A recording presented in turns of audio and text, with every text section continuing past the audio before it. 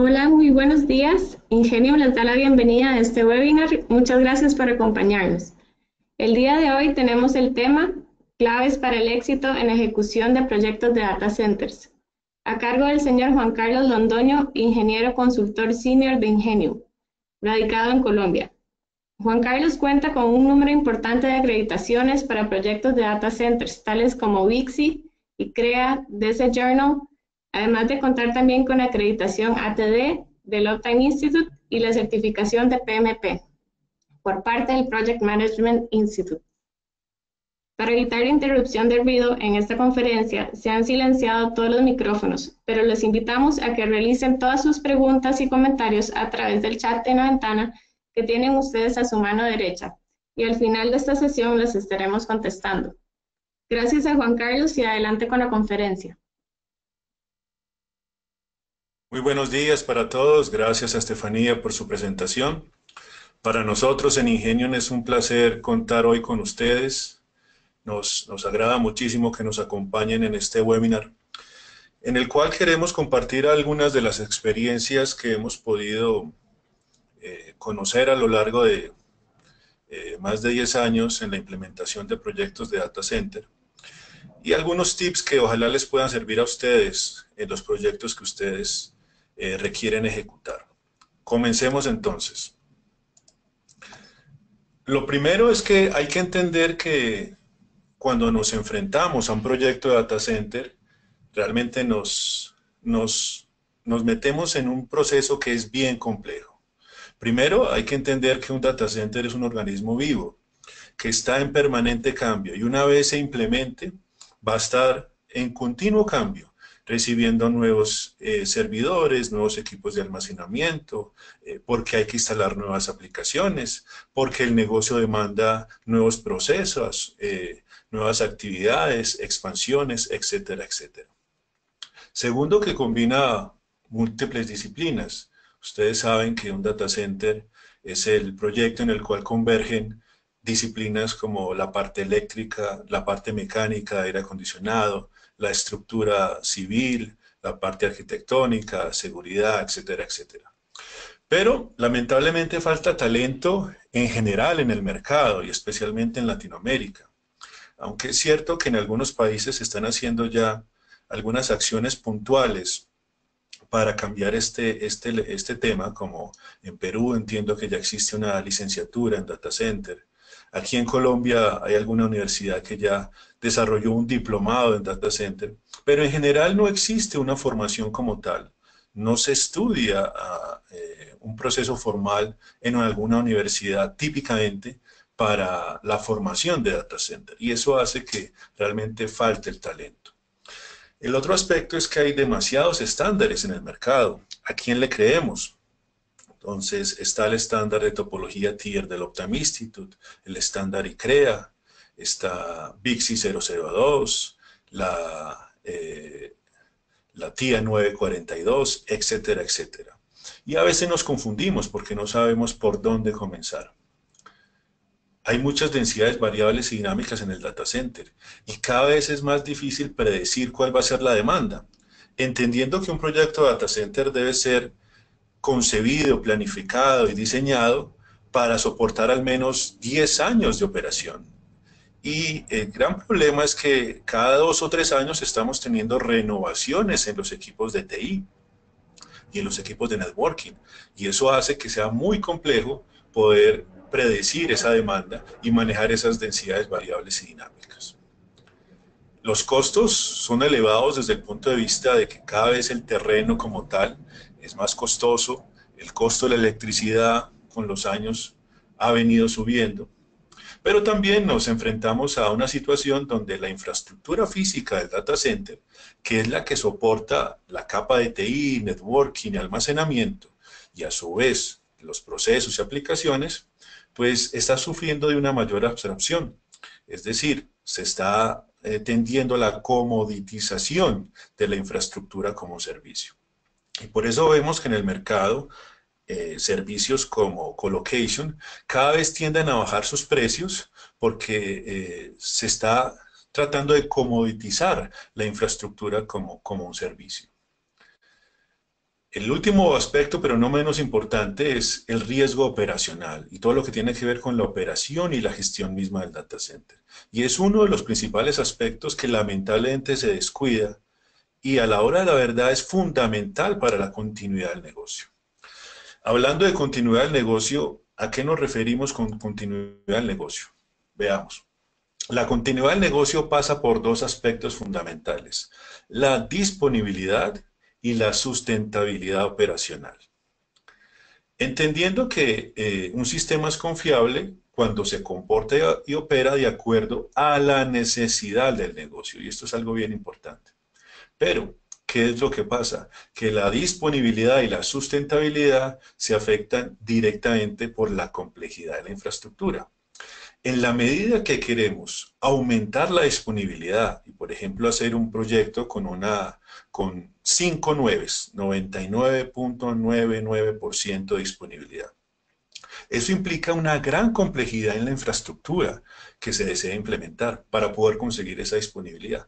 El tema es que en la medida que hago más complejo el sistema, el diseño mismo, estoy afectando negativamente la sustentabilidad, porque la sustentabilidad está relacionada con la operación misma de esa infraestructura. Y si yo la hago más compleja, va a ser más difícil de operar, tengo mayor riesgo de cometer un error y por ende causar la caída del data center. Entonces aquí es bien importante buscar un equilibrio entre el nivel de disponibilidad que se desee y la sustentabilidad operacional. En otras palabras, buscar un equilibrio para proveer la continuidad que el negocio requiere, porque hacia allá vamos. Y ahí vienen las preguntas. ¿A qué nivel tier aspiran ustedes? Algunos dirán, no, yo aspiro a un tier 3. No, yo aspiro a un tier 4 al menos. Y realmente es necesario contar con un data center tier 3 o tier 4 en todas las organizaciones, en todos los mercados y en cualquier tipo de negocio. Realmente no. ¿Cuánta disponibilidad necesita realmente usted en cada data center? Si ustedes en sus organizaciones tienen diferentes data centers, ¿es necesario que todos tengan una altísima disponibilidad? Realmente no. Les pregunto, ¿qué será más disponible y proveerá más continuidad a su negocio? ¿Contar con un único data center certificado Tier 4 o tener al menos dos data centers nivel Tier 2? ¿Qué creerían ustedes? Realmente lo segundo provee una continuidad de negocio mejor para el negocio. Entonces, no todos los negocios, no todas las organizaciones requieren y necesitan de un data center nivel Tier 3 o Tier 4. Dependiendo de la organización y de la importancia de la información que ese data center maneje, no solo a nivel local, hablo a nivel país, sino a nivel regional e incluso mundial, pues posiblemente sí va a requerir de un mayor nivel de disponibilidad. Y el último punto aquí importante para la continuidad del negocio es entender si ustedes en sus organizaciones poseen un marco operativo de gestión. Es una pregunta obviamente retórica porque sabemos que la mayoría de las organizaciones no lo tienen. La mayoría de las organizaciones no cuentan con un marco operativo de gestión. Y este es un punto de vital importancia para la continuidad del negocio. Vamos a verlo más adelante. Pero antes de eso, algunas consideraciones previas adicionales. Primero, hay que entender que el diseño y construcción de un data center es ante todo un proyecto financiero. Para los que somos ingenieros, y la mayoría de las personas ingenieros que me están escuchando van a decir, pero ¿cómo es posible? Proyecto Data Center es un proyecto de ingeniería, es un proyecto que requiere altísima calidad técnica, muchísimo conocimiento técnico. Sí, es cierto, pero realmente, a pesar de nuestro ego de ingeniería, tenemos que entender que un proyecto de Data Center es un proyecto financiero y es muy importante manejar el control de flujos para que el proyecto sea viable y sobre todo sustentar el proyecto con base en un plan de negocio, con base en un proyecto ejecutivo muy bien desarrollado. Porque antes de la parte de ingeniería se requieren aprobaciones financieras de las partes administrativas y gerenciales de la organización. Y es ahí donde muchos de los proyectos se quedan simplemente en papel. Y es común encontrar en el mercado diferentes organizaciones que quieren hacer un data center, pero hacen el proceso al revés. Empiezan a conseguir cotizaciones, propuestas formales de los integradores para tratar de mostrar unos números ante las altas gerencias y buscar aprobación, cuando realmente es al revés. Dependiendo de las necesidades del negocio mismo, es que se parte de un plan de negocio para desarrollarlo, y ese plan de negocio, sustentado financieramente, es el que al final va a proveer una solución técnica cuando se entre a trabajar. El otro aspecto es que el diseño del data center debe partir de las necesidades reales del negocio. Debe tener el tamaño y especificaciones justos, y no más. Lamentablemente, en la gran mayoría de los data centers desarrollados bajo el esquema de llave en mano, donde hay un único contratista general que se encarga del diseño y la construcción, terminan usualmente sobredimensionándose. Más adelante vamos a entrar en detalles sobre por qué pasa esto, pero eso es algo típico que sucede. Tercero, hay que considerar que al diseñar un data center se debe pensar en una operación mínimo a 10 años e incluso en algunos casos hasta 15 años. Entonces es un proyecto que debe considerar una operación eficiente, sostenible en el tiempo durante todo este plazo. Cuarto, que los proyectos del estilo llave en mano pueden implicar un precio muy alto. No todos, pero la mayoría pueden implicar un precio muy alto, porque típicamente se sobredimensiona. Si el que diseña e implementa es el mismo, pues obviamente mientras más grande sea el diseño, pues mejor para ese contratista, porque más infraestructura va a poder vender, más contratos de mantenimiento y operación va a poder proveer posteriormente. De ahí que es muy importante buscar un diseño independiente de las marcas, de los fabricantes, de los integradores, porque el diseño agnóstico efectivamente puede asegurar una máxima optimización. ¿Cómo? Evitando la reducción de costos a través del evitar el sobredimensionamiento, o en otras palabras, buscando el dimensionamiento justo y correcto. Teniendo control directo sobre las tecnologías, los componentes, los materiales que se van a implementar en el proyecto. Y buscando reducir el riesgo del proyecto a través de la implementación de controles de calidad. Muy bien. Ahora, otro aspecto importante a tener en cuenta. ¿Por qué caen los data centers? Algunos pensarán, porque caen las redundancias, porque falló el backup, porque se cayó alguna aplicación específica, porque la red se cayó, porque el data center fue ubicado en un sitio incorrecto, porque se dañó la UPS, porque se dañó el aire acondicionado. Y sí, efectivamente hay caídas provocadas por fallas en estas infraestructuras físicas o en la parte de red o en la parte de TI, pero el gran principal problema es que no hay buenas prácticas o la falta de buenas prácticas en la operación afectan más a la disponibilidad que el diseño mismo. Y ese es uno de los puntos que típicamente obviamos. Diseñamos un data center de una manera extraordinaria, haciendo ego de la ingeniería y hacemos unos super diseños. Eventualmente, dependiendo del tipo de proyecto, si se hace bien, con terceros, interventoría, gestión de proyectos, se puede construir muy bien, pero nos olvidamos de la operación. Y es ahí donde fallamos. ¿De qué sirve entregarle un Ferrari, que es un carro, por supuesto, extremadamente bien diseñado, con toda la ingeniería del mundo, si se lo entregamos a un chico de 5 o 6 años que no sabe conducir? Pues seguramente se va a estrellar. Y es lo que pasa en nuestros proyectos de data center. Puede ser el proyecto mejor diseñado, certificado Tier 3 o Tier 4, como lo quieran. Pero si no tenemos prácticas en la operación, lamentablemente tarde que temprano va a caer, y más temprano que tarde. Entonces, ¿cuáles son esas recomendaciones que nosotros les queremos comentar a ustedes hoy?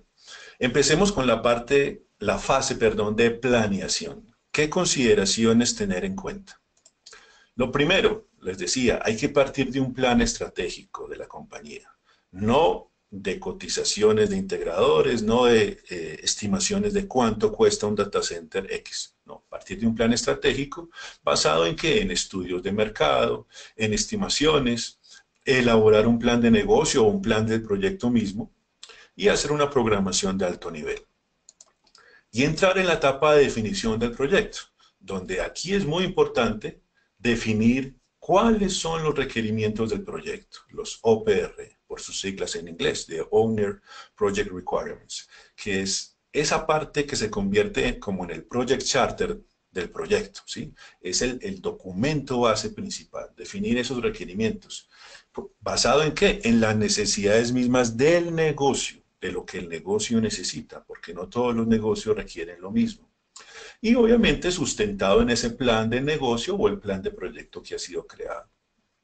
Hacer una estimación inicial del presupuesto, una revisión inicial o revisión cero, por así llamarle, de cuánto puede costar.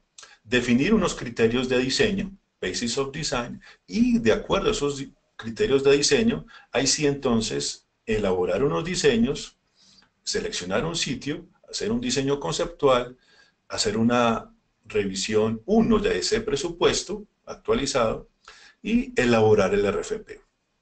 Y muy importante, definir cuál es el equipo del proyecto, desde el inicio mismo, desde la planeación. ¿A qué me refiero con esto? ¿Cómo va a ser el proyecto? ¿Va a ser un proyecto llave en mano? ¿Va a ser un proyecto separado en diseño y construcción? ¿Y quiénes van a ser los integrantes de cada uno de esos fases del proyecto? Voy a tener un contratista general, voy a tener diferentes contratistas, un contratista mecánico, un contratista eléctrico, un contratista civil, etcétera, etcétera. Voy a tener una compañía tercera que haga la inspección técnica o interventoría. Voy a tener otra compañía diferente, tercera, que haga la gestión administrativa y o técnica del proyecto, ¿sí? Que haga las veces de PMO del proyecto, etcétera, etcétera. Eso es muy importante definirlo. Voy a tener un equipo de comisionamiento. Esto es muy importante definirlo porque desde el RFP mismo yo debo incluir cuáles son esas pruebas con las cuales se va a hacer entrega formal del proyecto al final por parte del contratista, sea un contratista general o sean múltiples contratistas. Es decir, cuáles son las pruebas que se van a realizar para la puesta en marcha de operación, qué nivel de comisionamiento se va a manejar en el proyecto, los 5 niveles o solo los 3 últimos niveles. Es decir, va a haber pruebas de aceptación en fábrica, va a haber pruebas de aceptación en sitio o vamos a realizar pruebas prefuncionales equipo por equipo. Se van a realizar pruebas funcionales por subsistema, eléctrico, mecánico, seguridad, y se va a realizar la prueba integral maestra de operación del data center. Todo eso es importante definirlo desde el inicio en el RFP para que no existan zonas grises en los proyectos, especialmente si el proyecto no es un proyecto llave en mano, es fácilmente, si no se tiene cuidado, se podrían dejar esas áreas grises de quién es responsable de qué, hasta qué punto llega el instalador mecánico, hasta qué punto llega el instalador eléctrico, quién hace integración de todo, quién garantiza la interoperabilidad de todos los subsistemas. Es muy importante definirlo desde el inicio. Y cuáles son los entregables que al final el contratista o contratistas deberán suministrar. Por ejemplo, en el tema de documentación, definirlo muy bien en el RFP desde el inicio. El contratista, por ejemplo, deberá entregar planos as-built, ya finales de cómo quedó construida la instalación. Debería entregar documentos con las secuencias de operación de cada uno de los subsistemas, por ejemplo. Debería entregar documentos descriptivos de cada uno de los subsistemas, entre otros, por ejemplo. Muy bien, de ahí entonces, pues pasamos a la etapa de construcción e implementación, donde obviamente se ha hecho una evaluación, selección de contratistas, se hace usualmente la compañía de ingeniería, que es diferente a la que construye e implemente, debería ser un diseño conceptual, podría ser también la ingeniería detallada, pero usualmente hace un conceptual para que el contratista o los contratistas desarrollen la ingeniería detallada. Repito, la ingeniería detallada también la podría desarrollar una ingeniería separada, diferente del que construye.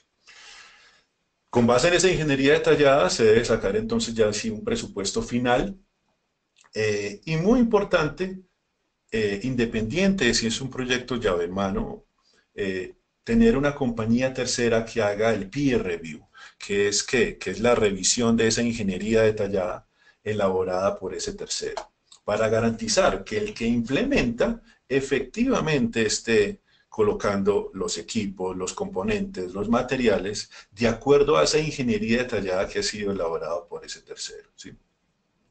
En algunos proyectos, importante, si así lo requieren, buscar la certificación de diseño, pero sobre todo quiero aquí hacer énfasis en la gestión técnica administrativa. Caemos usualmente en nuestra región en el error de decir que toda la gestión técnica y administrativa del proyecto la pueden hacer los departamentos internos de TI o de informática de nuestras organizaciones, cuando lamentablemente no tienen tiempo. Los procesos, las actividades, las labores del día a día les quitan todo el tiempo al personal del equipo del área de informática. Entonces, es bien importante apoyarse en un tercero que realice la gestión técnica y administrativa del proyecto. Posiblemente la gestión administrativa, esa sí usualmente se puede desarrollar más fácilmente al interior, porque usualmente se cuenta con una organización en la parte administrativa mucho mayor.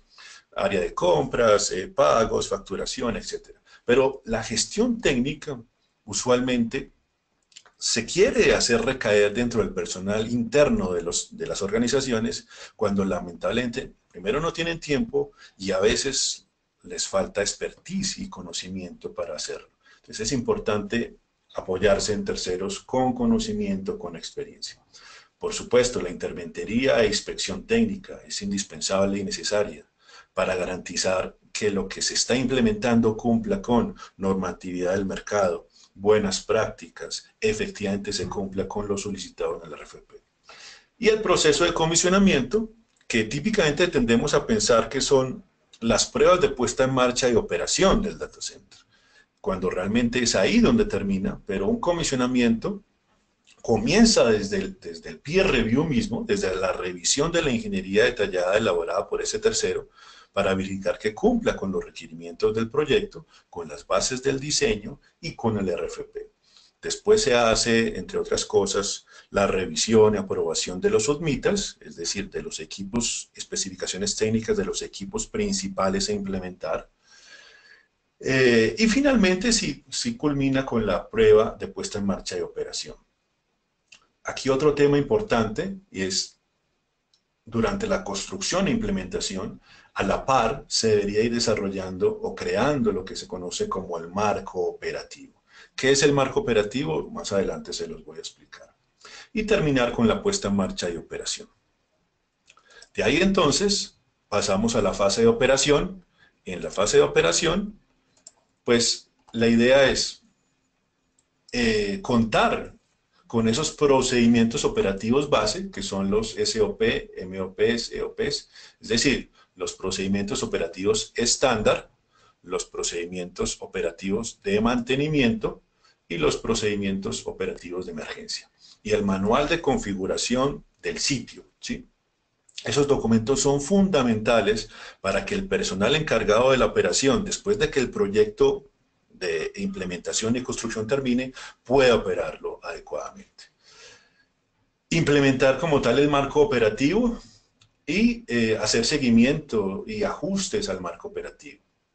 En algunos casos, si así se requiere, buscar certificaciones de operaciones, de sustentabilidad operacional del Optime Institute o el sello de mantenimiento de operación del Optime, o otro tipo de certificaciones como la certificación SIDA de eficiencia energética, certificación ISO 27001 de seguridad informática. Y no olvidar que el tema de la operación es un tema que exige revisión continua, permanente, ajustes, capacitación, mejora los procesos de manera continua. Es decir, con la construcción y entrega de las pruebas de puesta en marcha de operación, se concluye como tal el proyecto, pero se empieza el proceso de operación. Y como todo proceso requiere un ciclo continuo de mejora, de revisión, ajustes, implementación y mejora continua. De ahí que hablamos entonces de recomisionamientos. ¿Cuándo? Cuando se agrega nueva infraestructura física al data center, es decir, se agrega una OPS futura al sistema de OPS del data center, se agregan nuevos aires acondicionados, etcétera, etcétera. Se debería hacer un proceso formal de recomisionamiento de esa nueva infraestructura física. Y por supuesto se debería estar actualizando ese marco operativo del data center. Pasemos ahora a la etapa de diseño. En la etapa de diseño es muy importante buscar un diseño agnóstico, independiente de los fabricantes y de los integradores. Es decir, un diseño que parta de las necesidades reales del negocio, no que esté sustentado en los intereses de algún fabricante o algún integrador en particular, ¿sí? De ahí que hablamos que en lo posible evitar incluir el diseño dentro del llave en mano. Lo ideal es buscar separar el diseño del contratista que hace la implementación, ya sea que sea un único contratista de implementación o sean múltiples. ¿Por qué? Porque ese diseño agnóstico es capaz de proveer el dimensionamiento correcto de la solución, ¿sí? Y buscar que los ahorros que se obtengan al dimensionar correctamente el proyecto, pues esos ahorros sean para el dueño, para el propietario, y no para el contratista llave en mano. Muy importante en el diseño buscar hacerlo tan simple como sea posible, pero no más. Es decir, lo veíamos al inicio, evitar la complejidad en la infraestructura y en el diseño. Por supuesto, hay que alcanzar el nivel de disponibilidad que el negocio requiere, pero hacerlo lo más simple posible, ¿sí? Usar componentes certificados avalados por tercero, es decir, equipos certificados UL, equipos certificados CE, etcétera, etcétera. Y apoyarse en compañías que tengan experiencia en este tipo de diseños, más aún si van a ser proyectos que requieran de certificaciones, por ejemplo, certificaciones TIA. Y siempre tener presente que involucrar nuevos criterios de diseño. Podemos hacer un diseño tan simple como queramos, pero deberíamos buscar alternativas diferentes a las tradicionales. Les doy algunos ejemplos. ¿Qué tal sistemas de distribución eléctrica para nuestra región? Hablo Centroamérica y Suramérica en la parte norte y el Caribe en 400 voltios 60 Hz en vez de 480. ¿Qué tal pensar en eso para evitar incluir los transformadores de aislamiento que tanto se usan? Por poner un ejemplo, ¿sí? Esos criterios deberíamos buscar implementarlos, obviamente dependiendo de la organización, del tipo de proyecto y de data center. En la parte de la implementación, ¿qué es lo que pasa típicamente? Lo que el cliente pide es usualmente unas especificaciones altísimas, incluso más allá de lo que existe en el mercado. ¿Cómo? Quieren sacar especificaciones lo mejor de este fabricante más lo mejor del otro y lo mejor del otro, con elementos que realmente no existen en el mercado, pero quieren que el costo sea muy bajo y que se implemente ya, que sea de rápida implementación. Lo que usualmente pasa cuando se hace un proyecto llave en mano que incluye el diseño y la construcción, es que al tener el contratista el poder, el control sobre el diseño y la construcción, pues a la hora de implementar busca reducir costos para él a través de la inclusión de componentes, materiales o equipos de menores especificaciones técnicas. Y busca adicionar órdenes de control de cambio para aumentar el costo del proyecto, argumentando que en el RFP no estaba incluido ese aspecto. Y al final, la construcción y el tiempo que toma es mucho mayor a lo planeado. ¿Cuál es entonces aquí la recomendación? Buscar el equilibrio virtuoso, el equilibrio entre el costo total del proyecto, el tiempo de implementación y unas especificaciones justas y adecuadas a ese proyecto. ¿Y eso cómo se logra? Pues a través de un diseño independiente, de un diseño agnóstico. En la parte de implementación, entonces, muy importante contar con el equipo completo. Lo decíamos al inicio, hay que involucrarlo, definirlo desde la parte de planeación, pero en la parte de implementación es importante contar con todos estos jugadores. Por supuesto, están ustedes, los dueños del data center, y aquí nuestra recomendación es tener un equipo de diseño separado, diferente a este contratista general o a estos contratistas. El contrato puede ser llave en mano, es decir, con un único contratista, aunque típicamente, aunque haya un único contratista, lo usual es que ese contratista general va a subcontratar con diferentes compañías. Por ejemplo, la parte civil, la construcción civil con un constructor, una compañía experta en construcciones, eventualmente puede subcontratar la instalación eléctrica de todos los componentes de la parte eléctrica, eventualmente puede subcontratar la instalación mecánica, todo el sistema de refrigeración, ventilación, aire acondicionado, etcétera, y eventualmente subcontratar la instalación con una compañía e incluso con más que se encarguen de implementar los sistemas especiales de seguridad. Con ellos nos referimos a circuito cerrado de televisión, control de acceso, detección y extinción de incendio. Importante aquí tener, aparte de ese contratista y del equipo diseñador, una compañía de interventoría, una compañía encargada de hacer toda la inspección técnica para verificar que lo que implementa este contratista o sus subcontratistas cumplan con la normatividad del mercado, ¿sí? Cumplan con las buenas prácticas y, por supuesto, con el RFP que ha definido para el proyecto el dueño, ¿sí? Pero a ese equipo de trabajo le hace falta alguien bien importante que lo mencionaba al inicio y es toda la gestión técnica y administrativa del data center. Una oficina de PMO en proyectos de magnitud importante debería ser prácticamente necesario contar con una oficina de PMO por las explicaciones que les daban. En proyectos muy pequeños, no sé, 10 gabinetes posiblemente no sea necesario y el equipo de organización interna pueda manejarlo. Pero en proyectos de gran envergadura es altamente recomendable contar con una compañía tercera que se encargue de hacer la gestión técnica administrativa. Es decir, en la gestión técnica es el que va a unificar y a buscar que se garantice la integración de lo que estos señores instaladores o subcontratistas estén implementando para garantizar que efectivamente el data center funcione bien como un todo, ¿sí? Entonces, es muy importante contar con esa parte administrativa. Ahora, hay otros aspectos importantes que se deben considerar en la implementación de un data center. Por ejemplo, el cronograma, el cronograma típicamente se debe ir ajustando en la medida en la implementación del proyecto.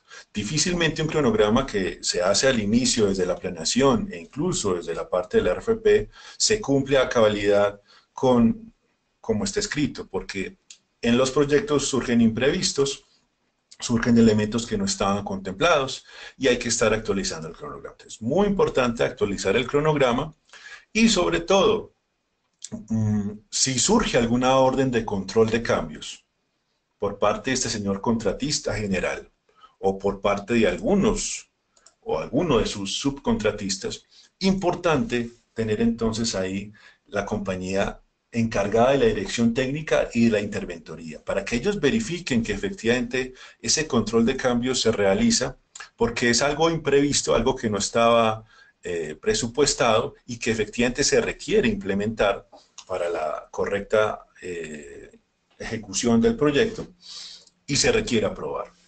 Entonces, ¿quién valida desde el punto de vista técnico, esas órdenes de cambio? Pues la gestión técnica del proyecto, ¿sí? Con el visto bueno del interventor, ¿sí? Pero es el dueño, a través de su área administrativa, el que finalmente aprueba ese dinero. Por ello, también es importante, se me olvidaba mencionar, al elaborar el presupuesto de los proyectos, es importante dejar un ítem aparte de imprevistos, una cuantía menor que eventualmente se pueda hacer uso de ella cuando surjan estos imprevistos. Cuando por retrasos, por ejemplo, debidos al clima, es necesario adicionar más horas de trabajo del personal interventor o de la gestión técnica, porque con la instalación de algunos equipos, alguna grúa eventualmente pudo haber hecho un daño en alguno de la parte civil, algún muro, en alguna carretera, etcétera, etcétera.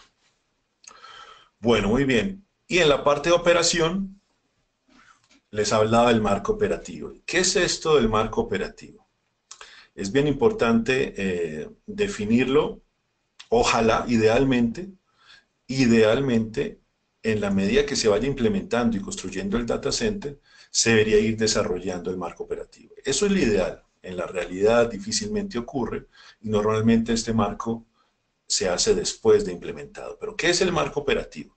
El marco operativo es el conjunto de políticas, lineamientos, procedimientos que dentro del esquema de trabajo de la metodología ITIL, ISO 20000 y COVID, pues básicamente busca evaluar, desarrollar, implementar, documentar y proveer sobre todo el control de calidad a los procesos específicos que la organización requiere para que la operación del centro de cómputo esté alineada a los riesgos del negocio, ¿sí?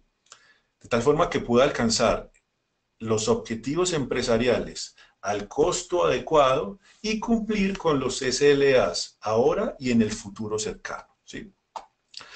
Esto es bien importante entenderlo, que el marco operativo es acorde a los riesgos del negocio y como tal el marco operativo no es un manual de procedimientos que se pueda copiar de otra organización e incluso que el mismo marco operativo de un data center de su propia organización sea el mismo marco operativo de otro data center con características bien diferentes en su organización. El marco operativo es único para el negocio y cambia o hay que hacerle ajustes dependiendo del data center específico, ¿sí? Ese marco operativo está basado en tres pilares: las personas, los procesos y la tecnología.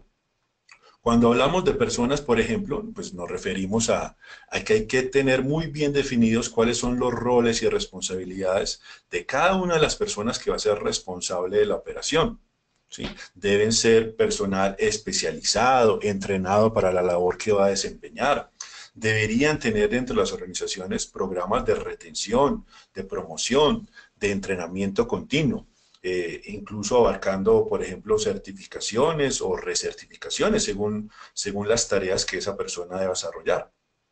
Se deberían realizar, por ejemplo, simulacros periódicos para verificar la respuesta ante emergencias, ¿sí? Ahora, desde el punto de vista de procesos, ¿de qué hablamos? De los procesos de gestión que requiere la operación del data center. Por ejemplo, la gestión de activos, la gestión de incidentes, la gestión de cambios, de configuración, de capacidad, disponibilidad, nivel de servicio, la gestión de la continuidad, etcétera, etcétera, ¿sí? Y dentro de esos procesos, pues entra una partecita adicional que es el programa de operación y mantenimiento, donde debe estar muy bien definido y documentado para saber cada cuánto se realizan mantenimientos preventivos a los equipos de infraestructura, a los generadores, a las UPS, a los aires acondicionados, etcétera, etcétera. Y cada una de esas visitas tenerlas documentadas en un registro, en un repositorio, en una herramienta de tecnología llamada DSIM, por ejemplo. Y ahí es donde entra el tercer aspecto, que es la tecnología. Y esa tecnología, pues básicamente son herramientas de hardware y software que permiten, pues básicamente recolectar de manera continua la información en tiempo real de los diferentes procesos que se han desarrollado. ¿Para qué? Para que los responsables de la operación y las personas de cargos administrativos, pues puedan tomar decisiones y puedan encomendar acciones concretas para la continuidad del negocio, para mejorar la eficiencia, para mejorar la productividad, etcétera, etcétera. Ahí es donde entran aspectos como el DCIM, que es una de las herramientas que puede existir desde el punto de vista de tecnología. Muy bien, eso es el marco operativo.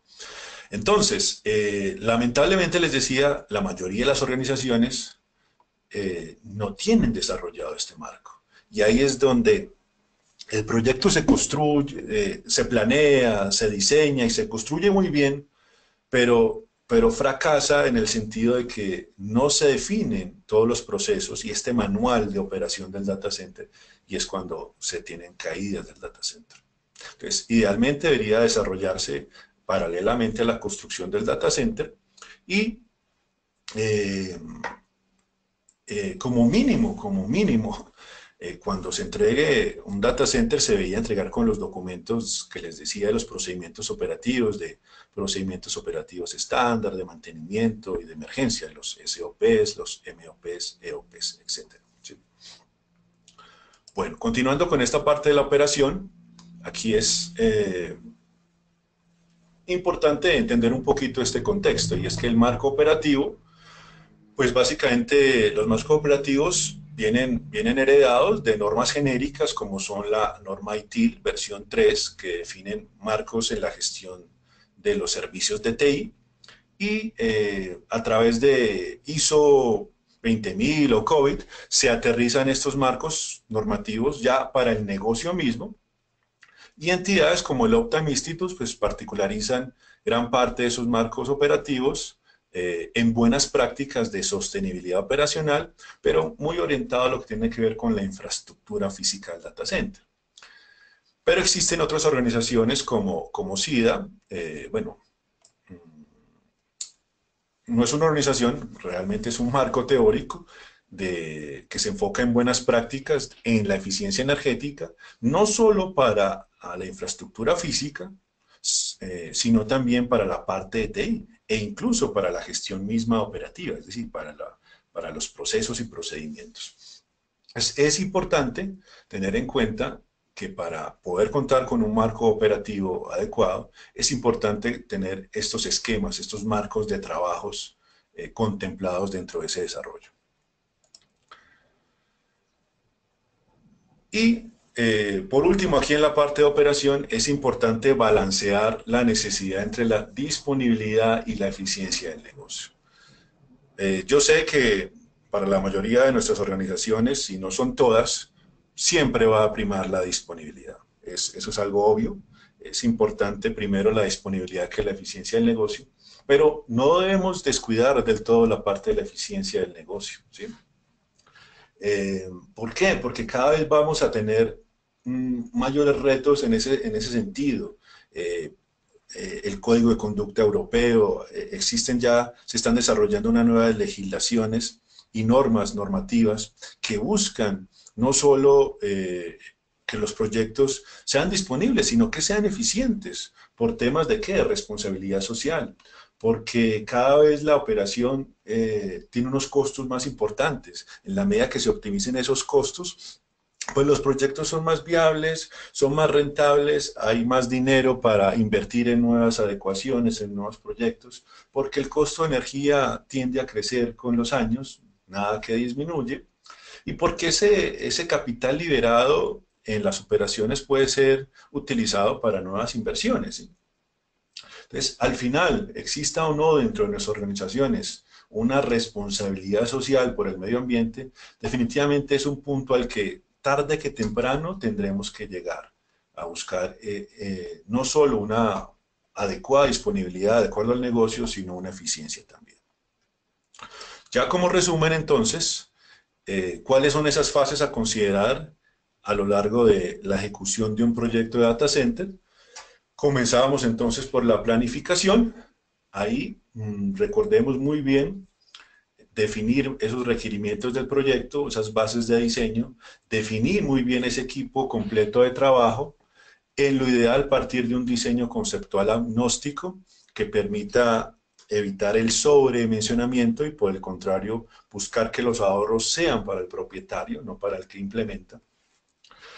Hacer el RFP lo mejor posible, evitar áreas grises cuando estoy subcontratando por separado a diferentes contratistas, la parte eléctrica por un lado, la parte mecánica por otro, etcétera, etcétera. En la parte de diseño, ahí es importante, después de tener los diseños constructivos, elaborar muy bien ese presupuesto y ese programa de obra, que seguramente ese cronograma de obra va a tener que ser revisado continuamente y dejar un pequeño porcentaje de imprevistos para ese presupuesto. En la parte de la construcción, muy importante contar con un tercero de inspección técnica e interventoría y ojalá con una dirección técnica que controlen, verifiquen todas las actividades técnicas que esté desarrollando el contratista. Esto parece obvio, pero créanme que me encuentro continuamente con proyectos en la región, no muy grandes, digamos proyectos relativamente pequeños, de 20, 30 gabinetes o menos, 20 o 30 gabinetes, donde no se ha contemplado un tercero de inspección o de interventoría. Y yo me pregunto, ¿y quién la hace? Les pregunto yo a los clientes. No, nosotros mismos. Y lamentablemente ocurre en la mayoría de las organizaciones que no tienen el expertise ni el conocimiento para hacer esa interventoría. Entonces, básicamente lo que hacen es una inspección visual al final del proyecto donde estéticamente dicen quedó bien o quedó mal, pero no se fundamentan en prácticas del mercado, en normas o códigos que pueda tener el mismo país para verificar si sí se está entregando a cabalidad.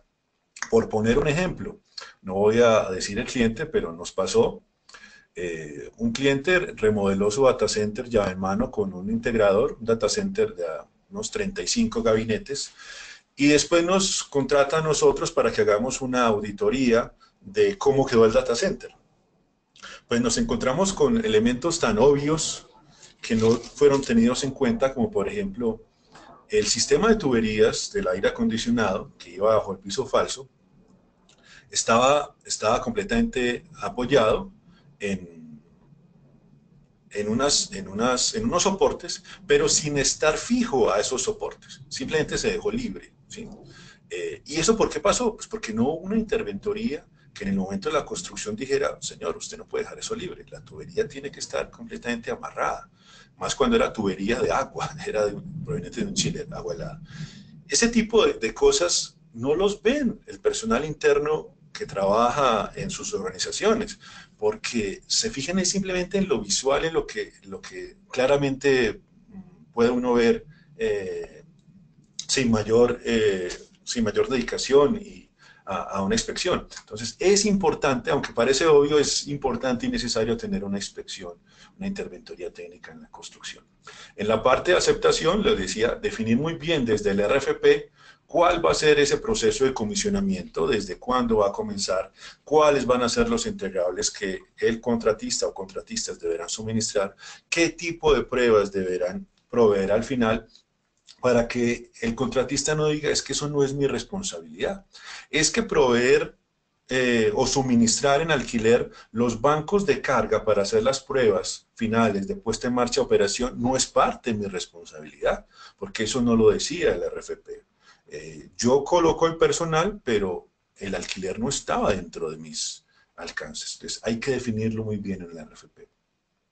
Y en la operación les decía implementar ese marco operativo, como mínimo contar a la hora de empezar a operar con los documentos de SOP, MOP, EOP y buscar implementar ese marco operativo lo antes posible, pero sobre todo no solo implementarlo, darle continuidad, darle mantenimiento, mantenerlo actualizado. Esto es algo permanente, esto es un proceso que no termina, que siempre hay que estarlo actualizando.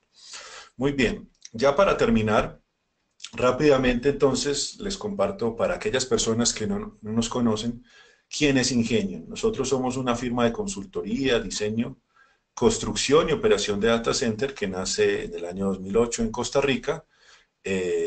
Y básicamente nuestros diferenciadores es, tenemos una gran experiencia, actualmente casi 30.000 metros de área blanca construida a lo largo de toda Latinoamérica. Contamos con un equipo profesional altamente capacitado, con ingenieros senior, con más de 10 años en este mercado de data center, con certificaciones como ATDs, 7 ingenieros diseñadores del Optime Institute, ingenieros certificados RCC de Vixi en la parte de cableado, ingenieros certificados en NFPA en la parte de detección, extinción de incendios, gerentes de proyectos certificados como PMP, etcétera, etcétera. Tenemos un enfoque 100% dedicado a las necesidades y el presupuesto del cliente, ¿sí? Somos completamente independientes, no representamos ninguna marca, ningún fabricante. Somos vendor agnostic, pero hago la aclaración, somos vendor friendly también. Es decir, tenemos excelentes relaciones con todos los principales fabricantes del mercado de este negocio, de infraestructura física, de cableado estructurado. Con todos tenemos excelentes relaciones, pero no tenemos ninguna afiliación, ninguna representación, ni distribuimos ni vendemos ningún equipo de ellos. Buscamos proyectos altamente sostenibles en el tiempo, procurando tener el OPEX menor posible a través de un dimensionamiento correcto y el OPEX también el menor posible a través de sistemas altamente eficientes, diseños altamente eficientes. Cobertura, estamos básicamente en los principales países de Latinoamérica. Para que tengan una idea, donde están los globitos en azul, pues tenemos oficinas local y entidad legal, representación, en Colombia, por supuesto en Costa Rica, en Ecuador, en Perú, en Uruguay. Y pues hemos ejecutado proyectos prácticamente en todos los principales países de Latinoamérica. Algunos casos de éxito son estos que colocamos allí. En Colombia, por ejemplo, con Level 3, con Tigo Une, un proyecto reciente que fue certificado en diseño y hace 3 semanas acaba de ser certificado en instalación construida. GTD Flyone en Colombia también. Kio Networks en México, Cable Onda en Panamá, Telconet en Ecuador, Endesa en Perú. Algunos casos de éxito con entidades bancarias, Banco República en Uruguay, certificado Tier 4 en diseño. Hace un par de semanas pasó exitosamente las pruebas de certificación de Facility del Optime Institute. BCR en Costa Rica, BCP en Perú, Interbank, Banco Popular Dominicano, etcétera, etcétera. BCH en Honduras. Bueno, esto es básicamente, señores, los que queríamos compartir con ustedes hoy. Agradecemos de antemano su asistencia. Ya vamos a abrir la ronda de preguntas y respuestas. Entonces, Estefanía, pues por favor, para que atendamos las preguntas y respuestas y vamos atendiendo entonces las preguntas que nos han hecho. Bueno, perfecto. Vamos con la primera pregunta, que bueno, es una consulta. Importante dentro del plan de negocio y el pronóstico de demanda, por ejemplo, la cantidad de racks y kilowatts del rack. Sí, es correcto. Dentro de ese plan de negocio, ese plan de negocio, pues obviamente tiene que estar sustentado. Si es para productos a terceros o para prestar servicio al interior, debe estar sustentado en unos ingresos. Y esos ingresos pues tienen que estar asociados a una cantidad específica de racks y a un nivel o a una densidad promedio por rack, ¿sí? Entonces sí, en ese plan inicial de negocio debe estar sustentado eso. Aclaro que una vez se definan los requerimientos del proyecto en la etapa de planeación y los criterios de diseño, es posible que esa cantidad de gabinetes o esa densidad promedio varíen un poco. Pero definitivamente sí, en ese plan inicial debería considerarse una estimación base. Okay. Es con base a la misma pregunta. Con base en el plan de negocio es importante un pronóstico de la demanda del mercado. Con este pronóstico se podría dimensionar la cantidad de rack y kilowatts.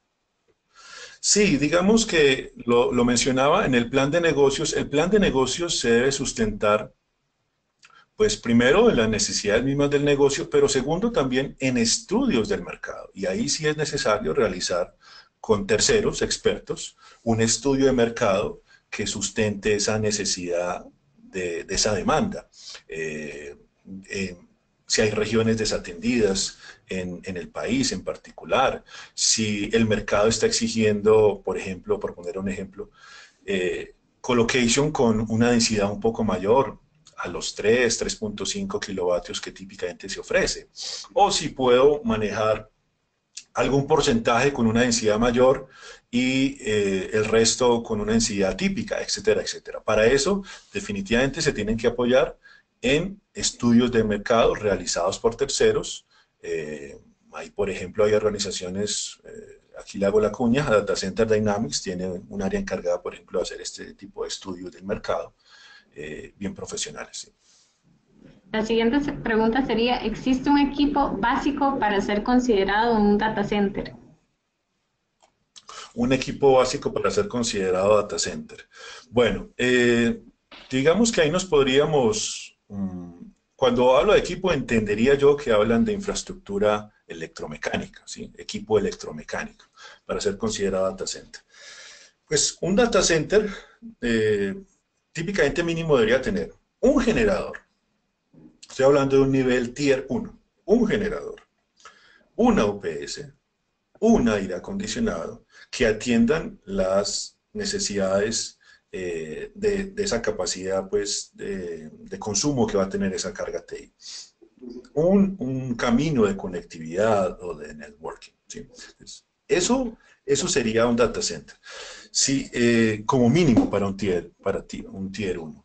Pero digamos que no quiero entrar en esa discusión filosófica, pero hablando realmente de un data center debería no solo tener esta parte de infraestructura, sino contar con unas áreas adicionales. Debería tener unas áreas de soporte.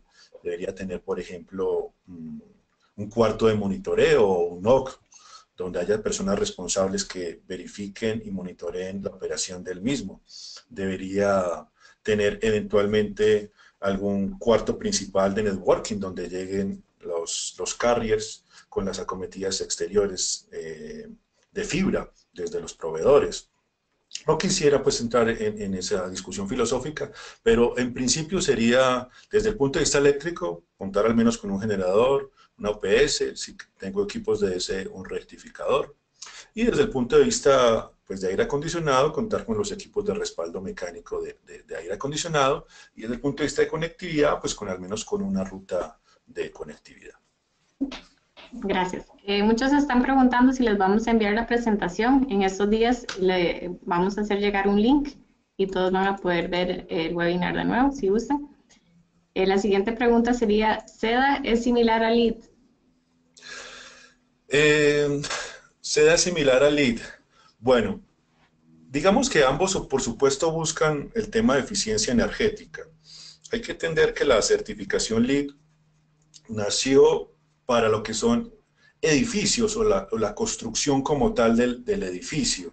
Y solo recientemente se enfocó sacar un apéndice de la certificación LEED para data center, que es muy, muy reciente realmente. Inicialmente LEED se enfocó en buenas prácticas en la construcción, en como tal en el cascarón, más que en lo que estaba dentro de este como tal. Y el data center realmente es lo que está adentro. Entonces, desde el punto de vista de eficiencia, consideramos que SIDA va un poquito más allá, porque no solo abarca la parte de construcción ni la parte de infraestructura solamente, sino que se involucra con la parte de TI y sobre todo con los procesos de operación del data center. Entonces contempla todo, infraestructura, equipos de TI y procesos operativos. Entonces diría que es un poquito mejor desarrollada para el tema de data centers. ¿Sí?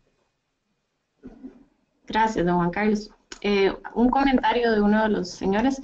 Un factor crítico de éxito del proyecto es que el caso de negocio considere las estimaciones lo más reales posibles de costos, CAPEX y OPEX del data center, de acuerdo a un alcance y premisas de diseño y requerimientos. Si esta consideración de los costos se hace a mano alzada, el proyecto no va a poder soportar los costos reales del CAPEX y OPEX, que posiblemente arroje la versión final del presupuesto. La mayoría de las veces en Colombia, los casos de negocio consideran cifras de CAPEX y OPEX calculados a 3.000 metros de altura. Es un comentario. Es un comentario, no una pregunta. ¿Sí? ¿Es un comentario? Bueno, lo tomo como un comentario. Sí es cierto lo que plantea el señor. Eh, Ahora, ese presupuesto inicial, ojo, cuando dice es que no se debería hacer a mano alzada. Bueno, realmente no se debería hacer a mano alzada.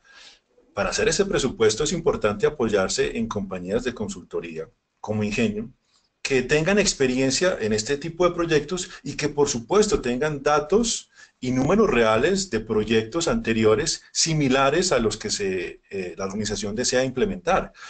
Y no son números inventados ni de servilleta, sino basados en proyectos y en la experiencia anterior, que pueden determinar unos presupuestos iniciales. Sí, es verdad. Al final, un presupuesto inicial, como su nombre lo dice, es inicial, y un presupuesto elaborado sin ingeniería, pues va a tener una variación fácilmente de más o menos 15%, pero es un punto de partida para poder buscar la aprobación al interior del proyecto. Por algún punto tenemos que partir. Lo que les quiero decir es, en la medida que se apoyen con terceros que tengan experiencia, que tengan datos, hechos reales de proyectos similares, números, eh, no sacados de los cabellos ni inventados, pues es más fácil elaborar estos presupuestos. La siguiente pregunta es acerca de si Ingenio ha desarrollado proyectos de continuous schooling y que le contemos un poco. Bueno, sí hemos desarrollado proyectos de Continuous Cooling, básicamente los proyectos Tier 4, de los que mostraba anteriormente, me devuelvo. Por ejemplo, Telconet en Ecuador tiene un proyecto certificado Tier 4 que está en Guayaquil. Y recientemente el BROW es otro proyecto Tier 4 que está en Montevideo. En ambos proyectos, obviamente, se manejó Continuous Cooling. El Continuous Cooling básicamente es garantizar durante el mismo tiempo que tengo de respaldo de autonomía de las baterías de las UPS, sea 5, 10, 15 minutos, lo que sea, garantizar el mismo tiempo en la continuidad del enfriamiento. Típicamente se hace en sistemas de agua helada, porque en sistemas de expansión directa es más complejo. Habría que tener UPS soportando las cracks de expansión directa, y eso, aunque es viable, habría que sobredimensionar enormemente las UPS para que pudiesen manejar adecuadamente los compresores de un sistema de expansión directa. Entonces, típicamente se hace en sistemas de agua helada, teniendo un tanque o un reservorio que tenga el volumen equivalente a esos minutos de autonomía que requieren las UPS en el sistema, sean 5, 10, lo que sea. ¿Sí? Ese reservorio, pues básicamente es agua en un tanque que mientras entran los generadores y por el momento en que se apagan los chillers, pues esa agua pueda seguir fluyendo. ¿Cómo se hace? Pues se soporta básicamente lo que son las bombas de agua helada, y las manejadoras en este caso ya no tienen compresor, lo que tienen son los ventiladores y el control. Entonces se soportan las manejadoras, sus ventiladores, el control, las bombas de agua, y eventualmente en algunos casos se puede alimentar de manera separada solamente el control de los chillers para procurar un rápido arranque de los mismos. Y así, mientras se encienden los generadores, pues el sistema continúa moviendo el agua a través del sistema de refrigeración. Eso es la forma más típica de hacerlo, el continuous cooling. Eh, sí, esa es la forma más práctica. Preguntan cuál elegir, Uptime o ICREA. Es una buena pregunta. Es una buena pregunta. En México, por ejemplo, sabemos que ICREA tiene muchísima fuerza, y me atrevería a decir que incluso tiene más peso desde el punto de vista de marketing y crea en México tal vez que lo opten. Va a depender mucho del país, eh, va a depender mucho del país. Diríamos que ICREA es muy fuerte en México y tal vez en algunos países de Centroamérica tiene demasiado peso y mucha relevancia, y es verdad. Tal ¿Hay vez alguna comparación, don Juan Carlos? Eh, pues digamos, son dos esquemas diferentes. el del Optane maneja un nivel, maneja 4 niveles, del 1 al 4, el 4 siendo el de mayor disponibilidad. El CREA maneja 5 niveles, los niveles no son exactamente equiparables, ¿sí?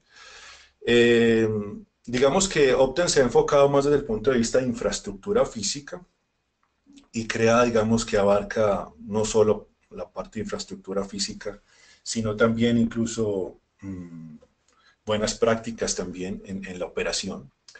Pero, sin lugar a dudas, a nivel mundial, no hablo regional, a nivel mundial el Optane es una certificación que es mucho más conocida y mucho más representativa. Entonces, al final va a depender de lo que el mercado esté demandando o acepte más. En algunos países, si crea, repito, como el caso de México, puede tener seguramente mucho más peso que el Optime Institute. Y en otros, por ejemplo, por mencionar Colombia, por poner un ejemplo, el Optane tiene más peso hoy por hoy que el Optane que crea. Pero ambas organizaciones son válidas, ambas certificaciones son válidas. ¿Sí? Muchas gracias, don Juan Carlos. La siguiente pregunta sería, ¿qué indicadores financieros son importantes para tener en cuenta en la fase de planeación? Bueno, indicadores financieros en la fase de planeación. Entonces, pues por supuesto lo que es el ROI, el retorno de la inversión. Digamos que con ese plan de negocio inicial que comentábamos, deberíamos poder desarrollar un modelo donde haya unos ingresos estimados, mínimo a 10 años, esos ingresos estimados por ventas de servicio o por ahorros, si es para organización, por ahorros que dejo de pagarle a un tercero que me va a prestar ese servicio, pero eso lo cuento como ingresos. Debería tener otra planilla que hable de todo lo que son los OPEX o los gastos operativos que va a tener año a año, también por 10 años, y ahí contemplamos contratos de mantenimiento, operación, personal propio que voy a destinar, costo de la energía mismo, costo del agua, si mi sistema del data center requiere agua o requiere reponer agua, de pronto certificaciones, si busco algún tipo de certificación y recertificaciones, costos por marketing, asistencia a eventos, etcétera, etcétera. Y con base en esos ingresos y en esos egresos estimados, pues obviamente es posible sacar primero lo que se conoce como un valor neto presente, ¿sí? Un valor neto presente y una TRR, una tasa de retorno de la inversión, ¿sí? Y con base en las definiciones al interior de la organización, pues ver si esa tasa de retorno que plantea el proyecto pues es adecuada para lo que el negocio busca o no. Pero básicamente serían eso. Digamos, primero definir ingresos, egresos como OPEX anuales y indicadores serían valor presente neto y tasa interna de retorno y el ROI, el retorno sobre la inversión. ¿Sí? ¿Algo? ¿Estefanía? Siguiente. Muy bien, disculpe, ya estoy aquí. La siguiente pregunta sería, si para el diseño del data center, la sala de energía donde estarán los UPS, transformadores de aislamiento y baterías se encuentra alejada de la sala blanca, por lo tanto no formarían parte de la climatización con la CRAC, consulta si se puede utilizar aire acondicionado, confort o cómo sería su redundancia de ser esto posible. Bueno, entonces, sí es posible tener climatización aparte. Aires de confort realmente no son recomendados ni siquiera para cuartos eléctricos. Pueden funcionar, podrían funcionar, pero no son recomendados. Pero hay una salvedad. Aunque la recomendación sería incluso tener aires de precisión en estas áreas, lo que sí no se necesita es tener aires de precisión con control de humedad, con humidificador y o deshumidificador. Esa parte no se necesita para los cuartos eléctricos. No se requiere humidificar ni deshumidificar. Entonces, pero sí se recomienda, en lo ideal, aires de precisión sin control de humedad. ¿Por qué? Porque básicamente los aires de precisión, como su nombre lo indican, pues tienen un control mucho más fino de la temperatura que los aires de confort. Y segundo, manejan una capacidad de flujo mucho mayor, típicamente. Si es un área pequeña de data center, no sé, si es un cuarto eléctrico que está manejando 5 o 10 gabinetes, ustedes no van a buscar ningún tipo de certificación, pues posiblemente un aire de confort con la capacidad adecuada, pues pueda ser suficiente. Pero la recomendación, como buena práctica, no como mandatorio, como buena práctica es que se deberían usar incluso aires de precisión sin humidificador, sin deshumidificador en esas áreas. Si se va a buscar una certificación, caso por ejemplo un tier 2, tier 3, efectivamente debería tener no solo un aire en los cuartos eléctricos, sino inclusive redundancia en los aires acondicionados de ese cuarto eléctrico. Muchas gracias, don Juan Carlos. La siguiente pregunta sería, ¿qué es lo más recomendable a la hora de realizar un proyecto como este? Me imagino, esto fue a las 9:54 y quisiera una pregunta. Entonces, ¿un llave en mano o con distintos proveedores según los subsistemas del data center? Va a depender mucho del tamaño de ese proyecto, ¿sí?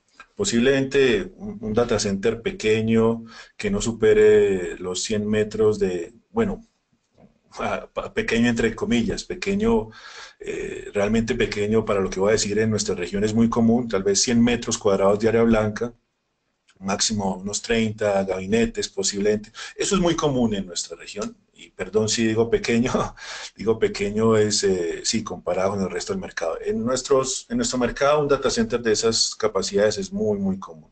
Posiblemente un proyecto de esos o menor, es decir, hasta esas capacidades, posiblemente un único contratista ya en mano sea lo más conveniente, ¿sí? En proyectos pequeños es más conveniente tener un único contratista. Pero en proyectos más grandes, definitivamente vale la pena mirar la opción de tener diferentes contratistas.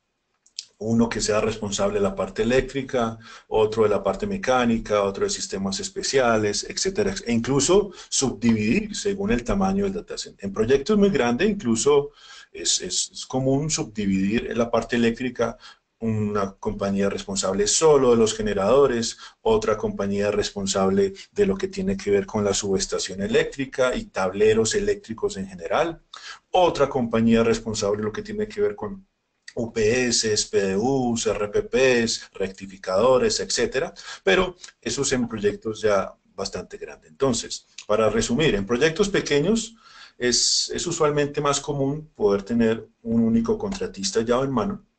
En proyectos más grandes y en la medida que el proyecto sea más importante para la organización, es más recomendable empezar a repartir en diferentes subcontratistas. Y para eso es fundamental poder tener el tercero que haga la gestión técnica del proyecto, o sea, que oficie como PMO, y el interventor.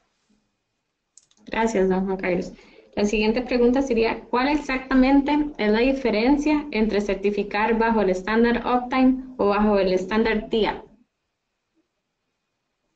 Bueno, el estándar TIA, recordemos que, a ver, como tal, la TIA no certifica. La TIA sí tiene un estándar que es la 942 y hay una organización que, que se ha usado el estándar de la TIA para certificar bajo ellos. Pero no es la TIA directamente la que está certificando. Entonces ahí quiero hacer esa salvedad.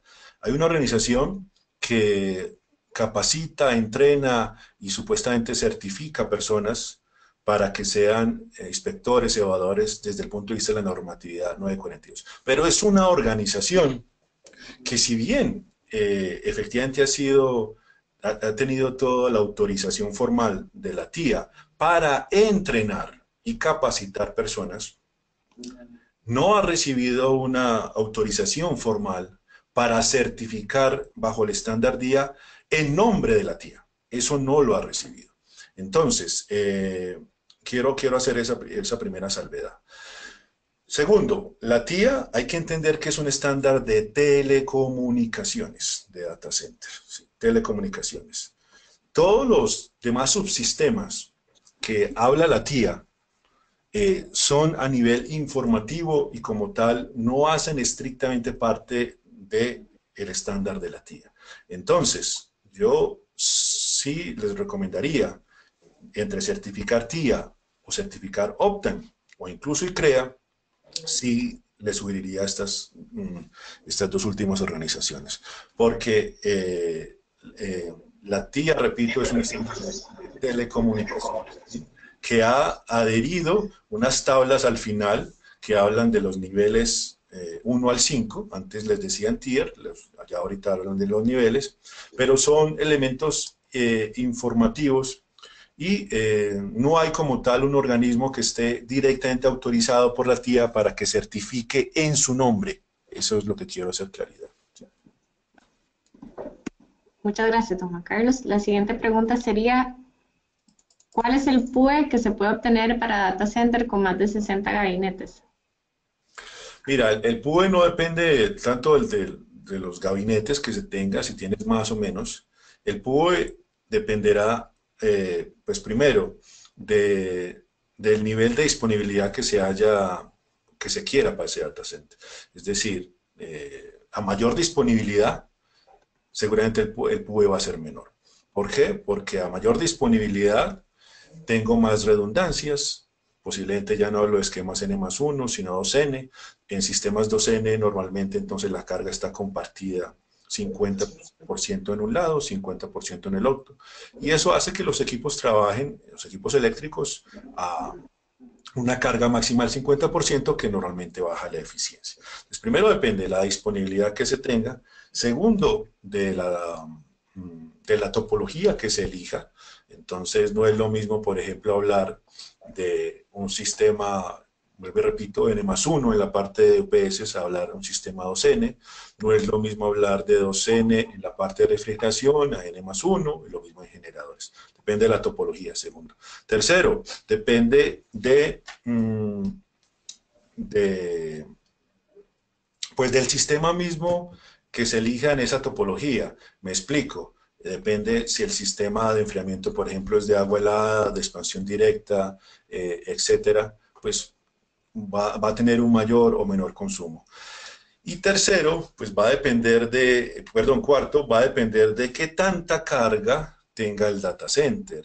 Es decir, supongamos que el data center está diseñado y tiene una infraestructura electromecánica para soportar 50 kVA y mi carga está muy cercana a los 50 kVA, pues mejor va a ser el PUE. En la medida que menos carga tenga el data center comparado con la capacidad, pues ese PUE va a ser inferior. Entonces, no se puede decir que un PUE pueda ser mejor o mayor por simplemente un número de gabinetes. Depende de muchísimos factores, pero lo principal es, mientras mayor carga se tenga, mejor va a poder ser el PUE, mientras se tenga un esquema, unas topologías, unos sistemas, unos equipos altamente eficientes y un diseño tan simple como sea posible, pues voy a poder mejorar mucho el PUE.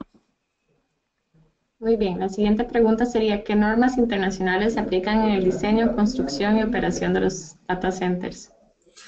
Ok, entonces normas internacionales. Hay una norma que se ha convertido en una norma muy básica para esto y es la BICSI 002.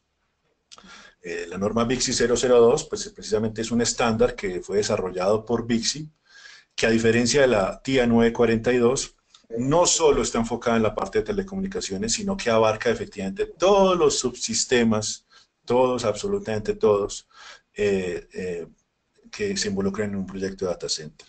Desde la construcción, la planeación, la implementación, la operación misma. Entonces, la norma BICSI 002 definitivamente podríamos decir que es la norma más completa que hay para lo que tiene que ver con diseño, construcción e implementación de data centers. Ya vienen otra serie de normas que empiezan a complementar. Por ejemplo, la TIA 942, pues es muy buena en lo que tiene que ver con el sistema de telecomunicaciones. Definitivamente ahí es la mejor que existe.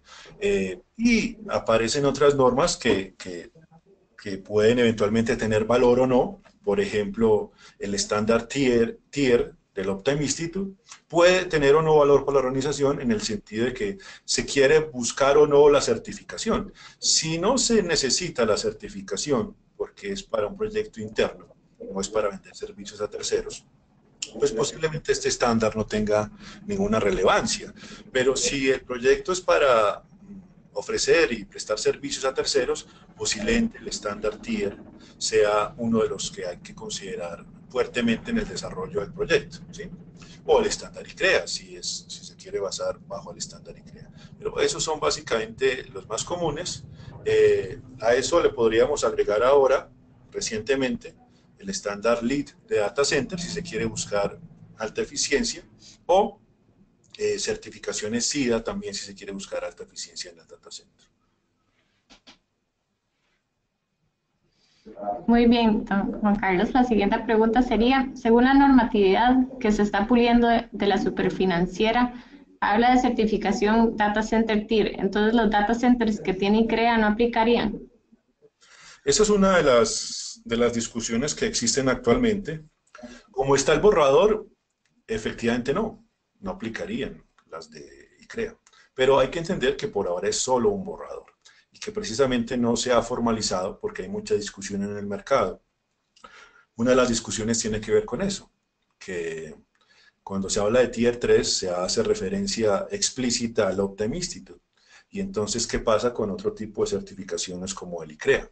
Efectivamente. Entonces, posiblemente cuando se salga ya la normativa oficial, van a tener que modificarlo en el sentido de que van a tener que hacer referencia a un nivel de disponibilidad específico y no a un nivel X del Uptime o de ICREA. Y ese nivel de disponibilidad que se ponga, pues ya sea que se alcance con un nivel X en Uptime, por ejemplo el Tier 3, y que se alcance con un nivel Y en el estándar de ICREA, sea el nivel 4, sea el nivel 5, etc.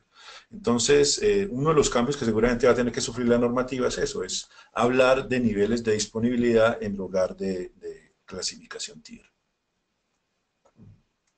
Muy bien. La siguiente pregunta sería, si Juan Carlos Londoño construyera su data center, ¿lo haría con bases ICREA o Uptime? Depende, vuelvo y repito, depende, primero, cuál es el propósito del data center. Realmente, porque hay que partir de eso. ¿Acaso todos los data centers requieren certificación? ¿Cualquier proyecto de data center que se haga requiere certificarse? Yo les diría, la mayoría no. Si es un proyecto interno, que solo es un data center para uso interno de la organización, propio, pues seguramente no voy a requerir certificarlo ni CREA ni TIER. Entonces, ahí el tema de la certificación es irrelevante, ¿no? Pero si es un proyecto donde voy a vender servicios a terceros, ¿sí? Voy a prestar servicios de colocation, hosting, servicios administrados, ahí la certificación tiene un plus de marketing. Y ojo, hablamos simplemente desde el punto de vista de marketing, porque ninguna certificación, ni TIER, ni CREA, te van a garantizar el nivel de disponibilidad, ¿sí? Ellas no son aseguradoras. Entonces, lo que te dicen es, después de evaluar su data center, vemos que cumple con los criterios definidos en nuestro estándar para el nivel X, pero ellos jamás, nadie te va a garantizar un nivel de disponibilidad. Entonces es más una herramienta de marketing. Si es para vender servicios a terceros, posiblemente el TIER tiene más reconocimiento en ciertos países, repito, como por ejemplo en la zona andina, ¿sí? En países como México y algunos de Centroamérica, seguramente el ICREA tendrá mayor relevancia. Entonces también dependerá de la locación donde se vaya a hacer y si es un proyecto interno o para vender servicios a terceros. Preguntan cuáles serían los costos aproximados de estas certificaciones. Bueno, depende del tamaño, pero depende del tamaño. pero normalmente una certificación de diseño del Optane está alrededor de unos 50, 60 y $60.000 más o menos. Y la certificación de instalación construida, que es la segunda del Optane, ronda en unos valores un poquito menores, tal vez eh, sí, alrededor de 40, $50.000, más gastos de viaje. Una certificación ICREA también depende del tamaño, pero una certificación ICREA tiene unos costos menores, estamos hablando de unos 35.000 a $40.000, pero hay que entender que también la certificación ICREA tiene unas recertificaciones periódicas, eh, uh, que esas recertificaciones periódicas eh, involucran unos costos alrededor de los $10.000, $12.000 anuales, ¿sí? Entonces, esos son más o menos los costos, pero el valor final depende realmente del tamaño del proyecto, del nivel al que se aspire en ICREA o en TIER.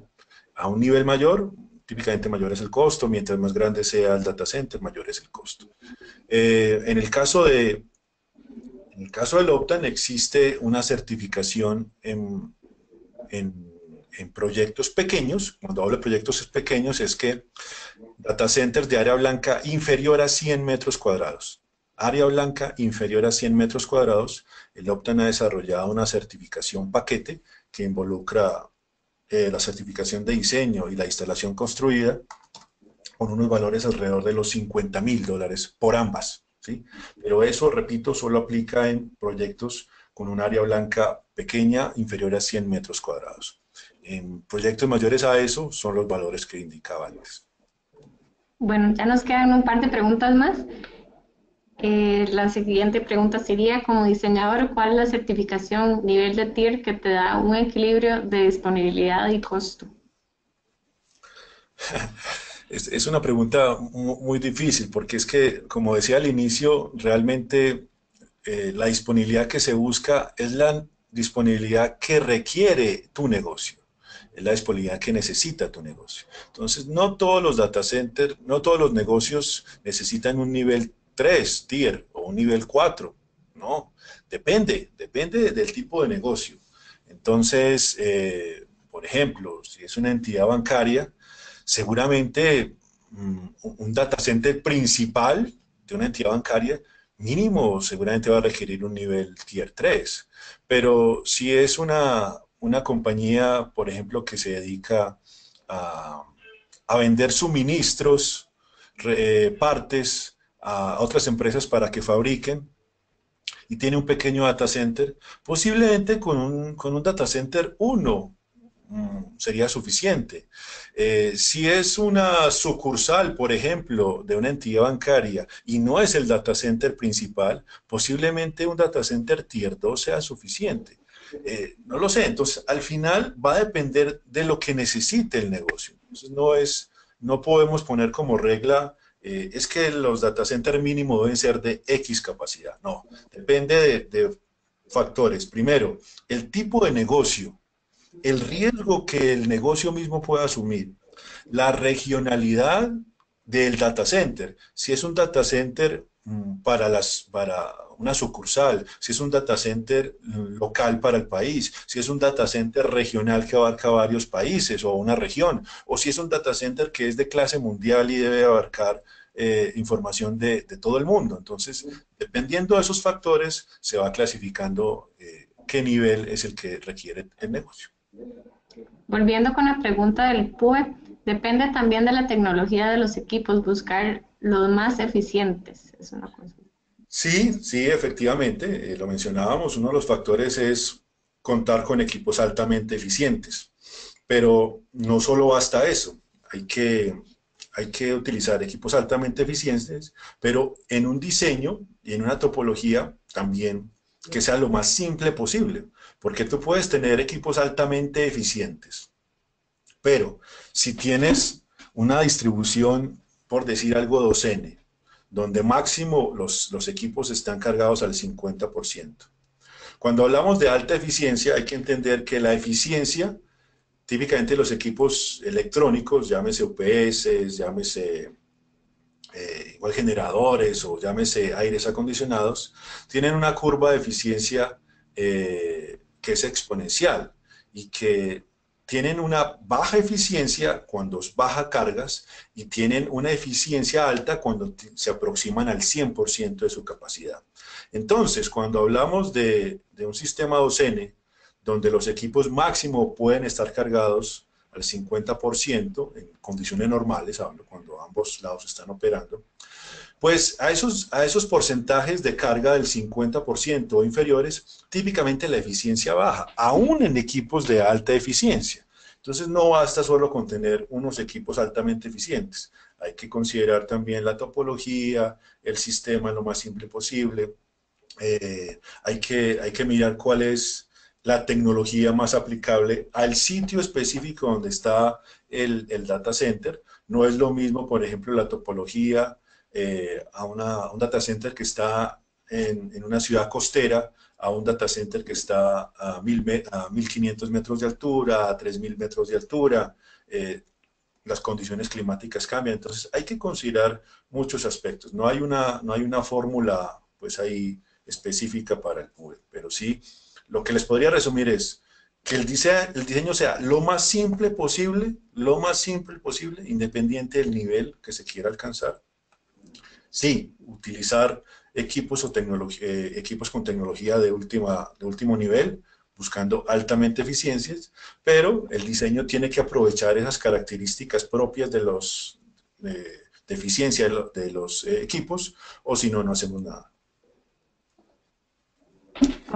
Ok, las últimas dos preguntas serían, ¿cuál es la mejor topología para implementar en un data center Tier 3?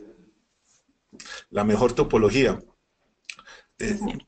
Va de la mano con la pregunta anterior. Tampoco hay una regla de oro, porque es que, vuelvo y repito, depende del sitio específico donde se vaya a implementar. Les pongo un ejemplo. Existe en el Silicon Valley, en el Valle del Silicio allá en California, allá hay una cantidad de compañías grandes de data center que proveen servicio a terceros. Y ahí tienen data center Amazon, tiene Google, tiene Microsoft, tiene Equinix, otra compañía que se llama Digital Realty Trust. En fin, hay unos monstruos del mercado. Y están todos en el Silicon Valley. Y son mega data centers. Y todos utilizan tecnologías diferentes. Hay unos que utilizan sistemas de agua helada con chiller. Hay otros que utilizan expansión directa. Hay otros que utilizan free cooling directo. Otros free cooling indirecto. Y están, por decir algo, entre comillas, en una misma ciudad, es decir, en una misma área muy, muy, muy cerca. ¿Y por qué pasa eso? Porque cada proyecto que se elaboró con unas premisas individuales, específicas, con unos objetivos diferentes, con un plan de negocios diferentes, con unas rentabilidades, unos ingresos y unos gastos estimados diferentes. Entonces, dependiendo de ese plan de negocio, pues aplica mejor una u otra, ¿sí? Y les pongo un ejemplo. El crecimiento que vaya a tener el data center, pues es fundamental también en la tecnología que se vaya a incorporar. Entonces, si es un data center que va a tener un crecimiento muy lento, posiblemente la opción de chiller no sea la más adecuada, porque la inversión inicial del chiller es alta. Pero si es un data center que va a tener una implementación de acuerdo a ese plan de negocios muy rápida, pues puede que el chiller sea una muy buena opción. Entonces, no existe una configuración predilecta para un Tier 3, porque depende de eso, depende del plan de negocio, del sitio donde está ubicado, de la escalabilidad o crecimiento que va a tener el data center, pero a pesar de eso, sí vemos que para un Tier 3 una opción simple podría ser una topología, bueno, es que depende del tamaño, pero una topología N+1 en generadores, una topología N+1 en sistema de enfriamiento, e incluso una topología N+1 en el sistema de eléctrico, podría ser el más adecuado. Pero va a depender de muchos factores. No quiero aquí dar una regla de oro a decir esto es lo mejor que se puede implementar en un Tier 3. No, hay que ver lamentablemente caso a caso. ¿Sí? Muy bien, la última pregunta sería, ¿cómo ha sido la experiencia en CAPEX y OPEX de soluciones modulares para data centers? ¿Son mejores? Pues hemos tenido en Ingenio la grata experiencia de sí, de trabajar con este tipo de soluciones y al menos en la parte de CAPEX vemos unos valores sí que resultan pueden resultar mejores a las construcciones tradicionales. Esto también es muy relativo, esto va a depender del tamaño del proyecto, va a depender de la escalabilidad o del crecimiento que vaya a tener ese plan de negocios. Es muy relativo, pero sí hemos visto que ya existen en el mercado soluciones prefabricadas modulares que tienen unos precios, al menos en CAPEX, muy competitivos e incluso en algunas veces menores a las soluciones tradicionales. Y que definitivamente es una de las opciones que se debe contemplar seriamente a la hora de implementar proyectos. En la parte de OPEX, bueno, ahí va a depender de qué tanta infraestructura electromecánica sea necesaria involucrar desde el inicio del proyecto. Porque aunque no se utilice, hay que considerar que hay que tener contratos de mantenimiento sobre esa infraestructura electromecánica por si llega a fallar, ¿no? Entonces, lo ideal sería una solución prefabricada modular que tenga la posibilidad de incluir la infraestructura electromecánica, la mínima que requiera realmente la fase inicial. Eso, sí, eso definitivamente involucraría un ahorro importante en la parte de OPEX y, como les comentaba, en la parte de CAPEX, que ya son muy competitivos, podría ser bien atractivo. En la medida que la fase inicial de esa solución prefabricada modular tenga que involucrar más infraestructura electromecánica de fases posteriores, pues el OPEX va a dejar de ser tan atractivo. Muy Bueno, bien, don Estefanía, creo que Carlos. ya Tenemos una última vamos a tener la pregunta. última pregunta y ir cerrando el webinar, ¿no? Sí, sería, ¿se pueden integrar energías renovables para el abastecimiento de un data center? ¿En qué subsistemas? Sí, sí se puede, sí se puede. Pues lamentablemente en nuestras regiones no es muy común, sí hay algunos proyectos que lo han hecho en México, en Brasil, no es muy común, pero sí se puede. Por ejemplo, algo común que hacen es tener paneles solares para la parte eléctrica, no para la carga de TI, pero sí, por ejemplo, para la iluminación y sistemas auxiliares en el edificio del data center, donde está el data center. Entonces, lo que tiene que ver con iluminación, sistemas auxiliares, perfectamente se puede apoyar en sistemas de paneles solares, energía renovable solar. Eh, Existen algunos proyectos donde se hace cogeneración eléctrica y cuando hay energía de sobra, se la venden a la red eléctrica pública y entonces ahí pues consiguen pues ahorros importantes al suministrar energía a la red y en vez de no consumirla. En países estacionales, por ejemplo, donde en invierno donde se requiere de calefacción. Hay algunos proyectos en países estacionales, hablo de Europa específicamente y Estados Unidos, donde el calor generado por los data centers se utiliza, por ejemplo, para calefacción, no solo en oficinas y en el edificio administrativo, sino en megaproyectos incluso que involucran temas de responsabilidad social, pues ese calor se distribuye a residencias, a hogares. ¿Es posible? Sí, claro que es posible. También es costoso, ¿eh? Y es parte de los temas donde a veces se frena un poco en nuestros países invertir en este tipo de tecnologías. Eh, ¿Podríamos involucrarlas más? Posiblemente sí, pero el costo tiene que empezar a ser más atractivo para poder hacer el mejor uso de ellas. Muy bien, muchas gracias, don Juan Carlos. Estaríamos dando por finalizado este webinar. Les agradecemos mucho su asistencia y todas las acotaciones y preguntas que nos hicieron para enriquecer este seminario online. Si tienen alguna otra consulta o requieren de alguna asesoría por parte de nuestro expositor, pueden escribirnos a los correos jclondoño@ingenium.la o conoce@ingenium.la. El correo de Juan Carlos aparece en pantalla ahorita mismo. Por otra parte, les estaremos enviando la presentación y grabación del webinar a sus correos electrónicos. Muchas gracias, don Juan Carlos, por esta interesante sesión y hasta pronto. Gracias a todos. Feliz día. Hasta luego.